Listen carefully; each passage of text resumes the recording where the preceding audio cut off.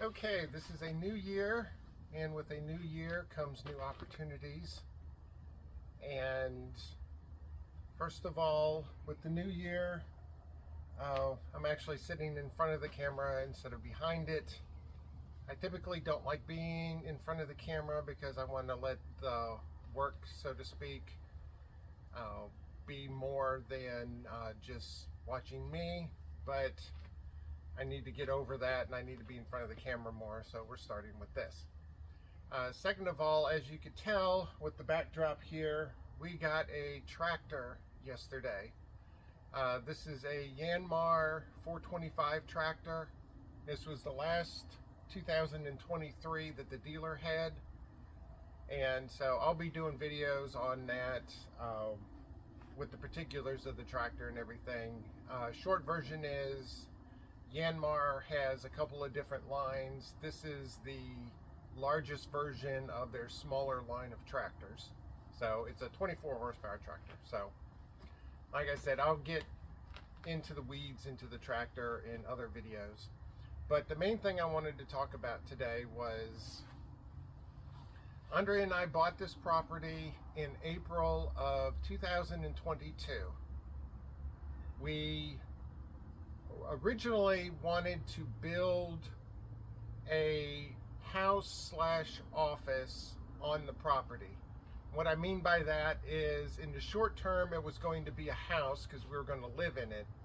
And then the longer term goal was to build our actual, quote, forever house or dream house. And then we were going to convert the house we had been living in into an office. So we had short-term and long-term goals for that first house. Andre and I are both in architecture. We both have 4-year degrees in architecture. And so that has been our profession for over 20 years. And so we quickly found out that in order to build what they call a stick frame building was way too expensive at that particular time, and I'm sure it is now. And basically our little structure that we were going to build, which was going to be like less than 2,000 square feet, heated, was going to be around $400,000, and that was way out of our budget. So we bought the property in April. We decided to save up in order to build for the house, but that was quickly realized that was a stupid plan. So because we were living in an apartment about 25 miles away, and it would take us 40 minutes to get up here on a good day with traffic. And I don't know how much anybody knows about Myrtle Beach and traffic. Myrtle Beach is known for horrible traffic, and we lived right in the middle of it. We didn't live in Myrtle Beach proper. If you know anything about Myrtle Beach and Horry County, we lived halfway between Conway and Myrtle Beach. And so we realized real quick that to just commute back and forth up here to the property, just to be up here for like an hour or so once or twice a week, was a stupid idea. We bought this 9 acres, we might as well live on it. So then Andre came up with the idea. I was like, well, what about a manufactured home? And so that's what we ended up with. And we moved in September of 2022. And for the most part, we've been really happy with it.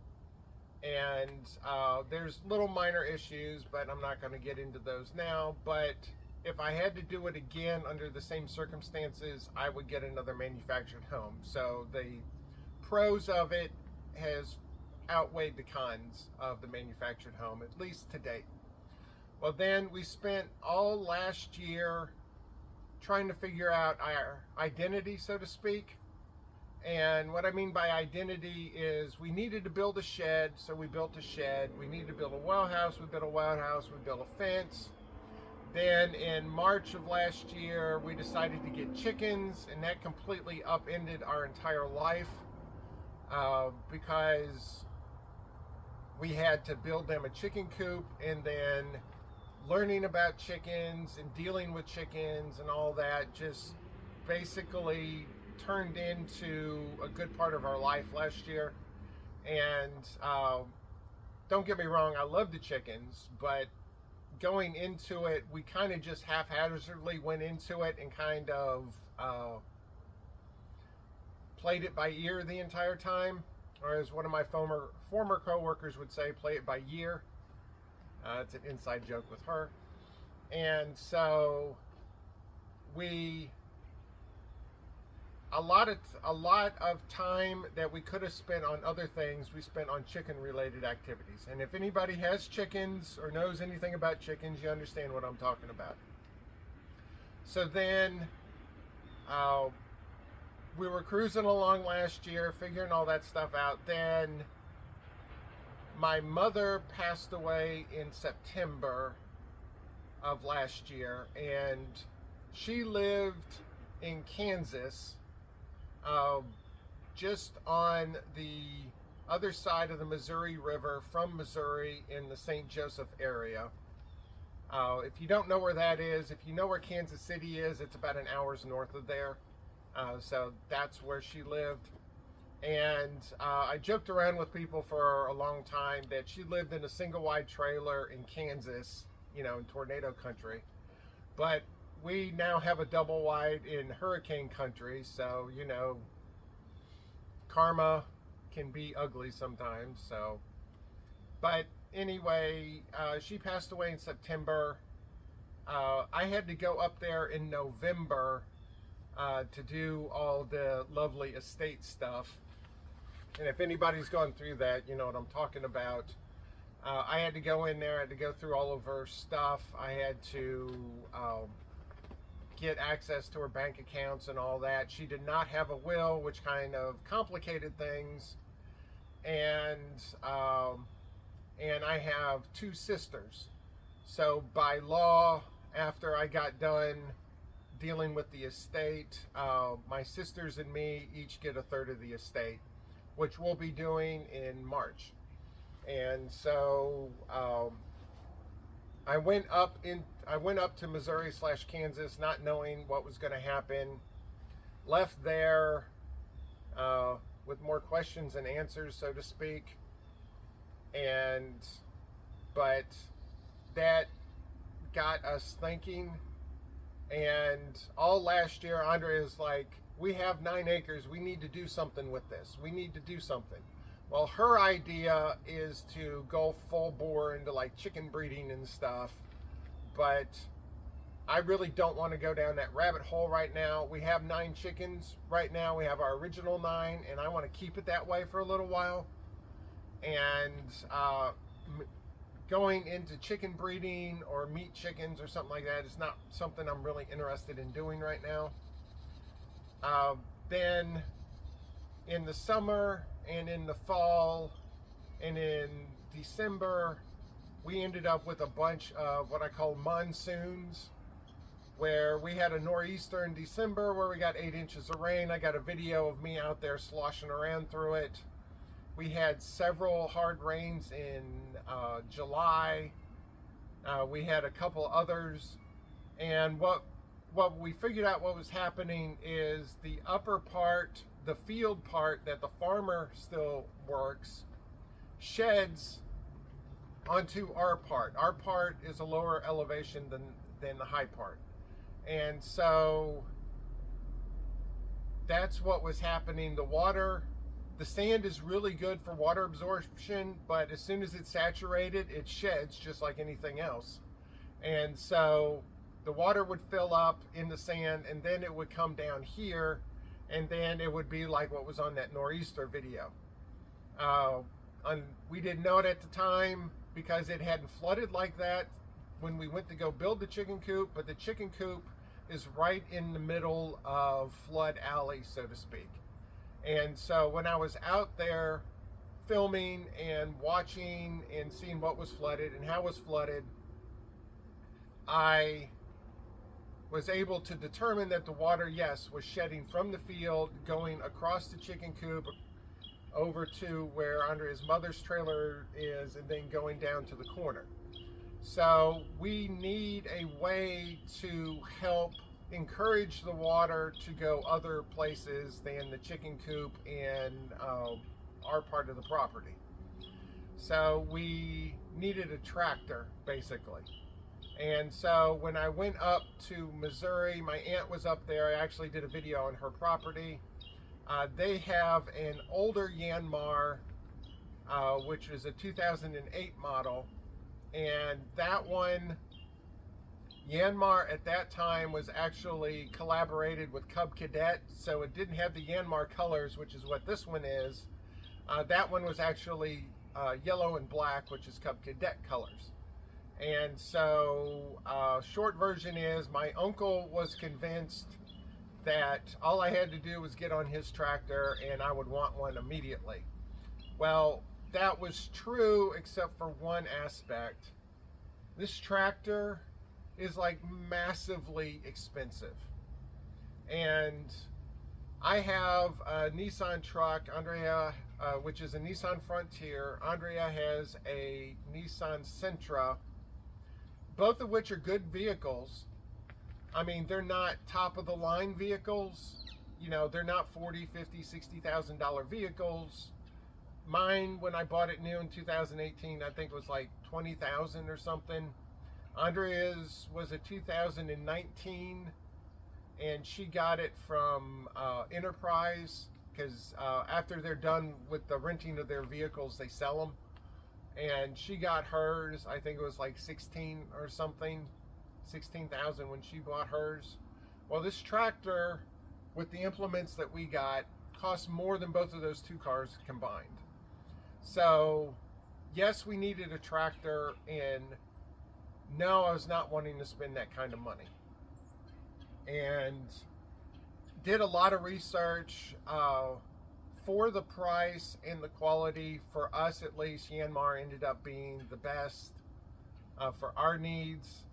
There are a lot of good tractor brands out there, so I'm not saying Yanmar is better than others. I'm just saying for us, and with recommendations that we got, this is what we ended up with. So all of this has been along about to say that in order to pay for this tractor, we needed a income stream in order to pay for it.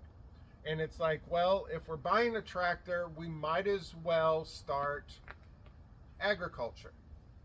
We have what I call no man's land. Andre calls it the back nine. It's about a half acre. And right now there's nothing in it except for, I think, 7 blueberry plants. And then there's a piece over near the road that we were going to move the blueberries to, but we did a soils test and pH ended up being too high. Fun fact, blueberries are one of the very few plants that like very acidic soil. The soil where they are right now is about 5.5. They can go up to about 6, but anything above 6, they just don't grow. And they can go down to a 4 pH. And a 4 is extremely acidic, but they love acidic soil for some reason. And so what we decided to do is we are officially starting a farm. We filed the paperwork with the state over Christmas break, and obviously the tractor, we're going to retroactively see if we can do taxes on the chicken coop and stuff, since that was technically last year, and which is why the tractor was bought this year instead of last year, because the farm officially started on January 1st. And so short version is my aunt and uncle, they grew elephant garlic when they were younger. And if you don't know what elephant garlic is, basically the bulb of the elephant garlic is can get that big or bigger. They can get at least the size of a baseball, if not the size of a softball or bigger. And those bulbs can go from anywhere to $10 to $15 a pound, and it's more of a niche type market. But if we can get them to grow here, that can be a decent cash crop for us. My aunt had some elephant garlic they grew last year, and as soon as we're ready to plant, she's going to ship them from Missouri down to here. We also bought some, we think they're bulblets, off of eBay. We're going to see if those are going to grow. And typically elephant garlic you put in the ground in the fall because you have to chill. And but it was too late for that this year because we didn't figure out what we were doing until like December, and they should have been in the ground in like October, kind of like winter wheat. And so we're going to be doing that. We're also in the front area near the road. We're going to be growing basil, and we ordered 3 different types of basil seeds. And so we're going to see how that go. Fresh basil and dried basil is also a decent cash crop. I estimated very roughly, you know, we could make potentially 10,000 or more just in that little area. Theoretically speaking, of course. The garlic, you know, if the garlic is successful, we can make a ton of money in garlic. Also, we were wanting to expand in our garden from last year, which is going to be down where the elephant garlic's going to be. Basically, I want to grow a bunch of squash and zucchini. We're going to grow carrots. We're going to grow beets. We're going to grow what they call lemon cucumbers. If you've never had a lemon cucumber, they are a little bit smaller than a baseball. And they kind of are like a yellow skin, but they're not oblong like a regular cucumber. They're more spherical, and they have a milder taste, and they're very, very good. We got some a couple of years ago, and those plants took off, and we had lemon cucumbers all summer, and they were really good. So we want to grow a bunch of those. Obviously watermelon. Watermelon was about the only thing that actually grew in our garden last year. We want to try to grow cabbage, mainly for the chickens. The chickens can eat all parts of the cabbage. So when we go to get the head, if we're not going to use the head, or if we can't give it to anybody, we'll just chuck that in for the chickens. The leaves can get used for the chickens, etc., etc. So we're going to be growing that. Andrea wants to grow spaghetti squash, and I know I'm forgetting something, and Andrea probably say, well, you forgot this later. But anyway, we want to grow all of this stuff. And so our justification to pay for the tractor is going to be through agriculture. Then Andrea is technically going to be the majority stakeholder in the business, so then we can be a woman-owned business. And so technically Andrea owned like 51%, on like 49 or something. And so this is going to be a female-owned business. I don't know what that's going to do, but there's a Women's in Farmers Conference that's happening next weekend in Florence. Florence is about an hour west of us, and Clemson University, which is the agriculture school for the state of South Carolina, they're hosting it. And it's like it's a Friday and Saturday thing, although I think she's only going to go to the Saturday part. And so we're going to be doing that, and then we'll just see. Mainly this year, I want to see what we can grow. I want to see how well we can grow it, how much we have to amend the soil. We went to a not fertilizer, but like a yard and agricultural place, and one of the ladies that works there, she's graduated from Clemson's agricultural school, and so she was looking at our soil samples, and she said that the soil is very good.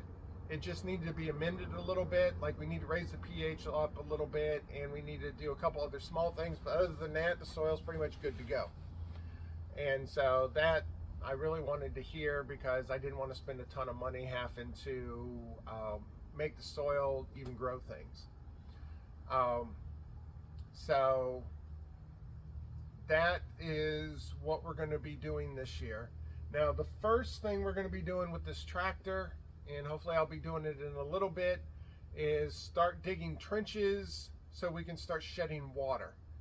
And it's supposed to rain later today, so I want to do it before it starts raining. But basically, right now, I think I have at least 600 feet of trench I need to do.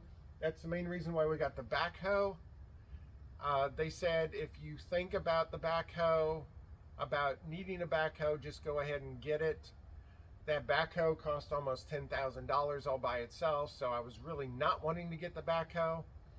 But I calculated the time it would take for a, quote, professional to come out here, and just to do these trenches and nothing else is going to be at least half the cost of that backhoe, if not more. And so reluctantly, I went ahead and said, yeah, we need to get the backhoe. The other thing we were waffling on, I don't know if it's in the shot or not, but we got pallet forks. And that was something we were waffling on. But the more we talked with people, the more they said, we'll probably use the pallet forks more than we will the front end loader scoop. And so we got that. Then the other thing is, right now these are sitting outside exposed to the elements. We want to have them covered, and the shed that we build is not big enough, because that is 12 by 16, that shed. Well, with the front end loader and the backhoe both squished as tight as they can, this tractor is 16 feet long, so it would not fit in there even if we wanted it to. So what we did is we ordered a metal carport from one of the metal carport companies that works in the Southeast. And all it is just a basic carport. It's going to be 20 feet deep, and it's going to be 24 feet wide, and it's going to be 8 feet tall. So what I need to do is we need to get a load of this stone. They call it commercial base. This is basically the scrap of all the other stone that the quarries do, because you have what they call 57 stone. That's the real nice gravel. And then they have other sizes. Well, this is what's left over. So it's also by far the cheapest, because this is like $22 a ton, where the 57 stone is like $50 a ton. So this is less than half the cost, and a tractor's going on it, so I really don't care if it looks pretty. And so that is on order right now. We actually got the drawings yesterday. Because of the size, we have to go for permitting in Horry County, which we're going to do. Since we're in architecture, we need to make sure everything stays above board, permitting and zoning and everything wise, because it's pretty bad when that's your job and then you get busted for violating. That's why the shed is its size, is that's the maximum size you can build without a permit. So anyway, so that's what I wanted to do. I wanted to give an update on what we've been doing the last few months and what we're going to be doing. Now, in the middle of all that, we've been working our actual daytime jobs, and we've been painting the inside of the house. Because it's a manufactured home, they recommended to not paint for more than a year to make sure that the house settles properly, which is standard. If you bought a stick frame house, it's going to settle also. It'll settle less than a manufactured house, but all structures settle to a certain degree. And so we've been painting. All of the rooms have been painted except for Andrea's office. And so we're in the process now of figuring out what pictures and stuff we want to hang around. As soon as that's done, I have before and after videos well, I have the before videos done, obviously, but I'll do the after videos so we can have a before and after in all the main spaces. We're not painting the closets because there's no reason to, but all the other rooms have gotten painted. And we've only got 6 different colors in the house. The house we had in Merle's Inlet, at one point I think we had 14 or 15 different colors. I like color. Andrea likes, I joke with her, I say that she likes 50 shades of off-white. She likes very subtle and boring colors. I like to have actual color, so it's always a fun compromise when we have to do that, because she wants it bland and boring and I want it vibrant and colorful. Not like neon, but if I want to have an orange, I want it to be orange. If I have a blue, I want it to be blue. I don't want it to be a gray version. So anyway, getting off into a rant about that. So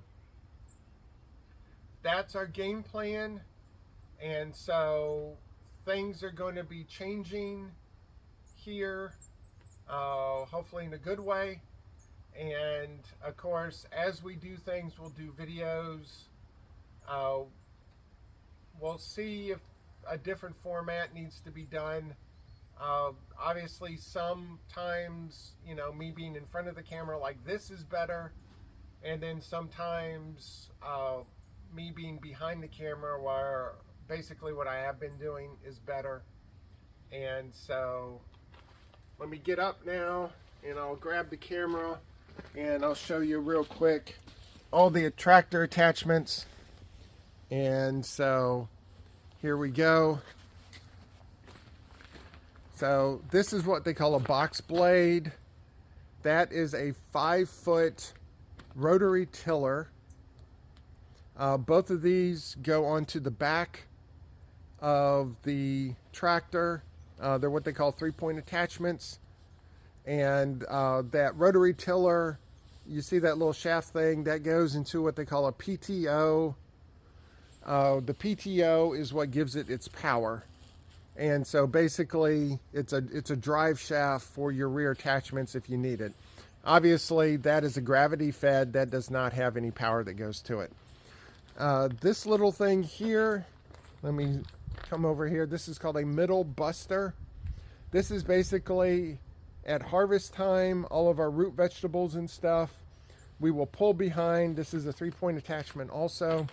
We will pull behind the tractor and it will basically unearth everything. So if we have potatoes or garlic or carrots or beets or something in the ground and we want to get them out, this will be the best way to do it. Then obviously this is the backhoe.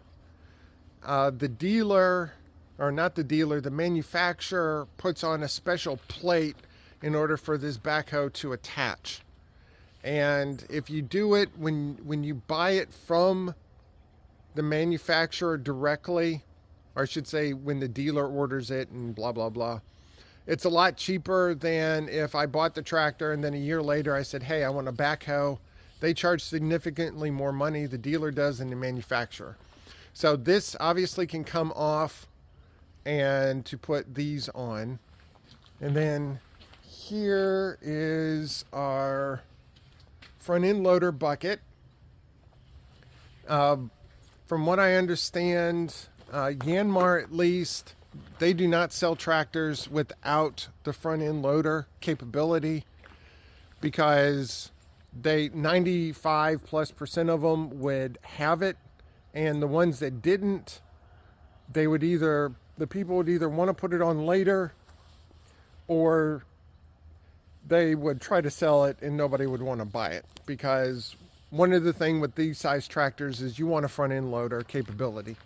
Then the last thing is the pallet forks. These pallet forks can be used for more than just pallets. We have logs around in the tree area that either nature took the trees down or we had trees taken down last year. Well, you can scoop up and you can grab those logs and you can do a whole bunch of stuff with those pallet forks. So one last look at the tractor, And so, oh, while I'm over here, this is the area right there where we're going to put the basil. It's a little area. Originally, we were going to move our trees, our fruit trees that we got last year. Once we found out that the blueberries couldn't grow here, we were going to put the trees here, but we got the power lines right there, and the power lines have an easement, which means if the electric company ever needed to work on those power lines, anything in that easement can get destroyed. And so you don't put trees or anything in there because they'll come in and they'll take them out.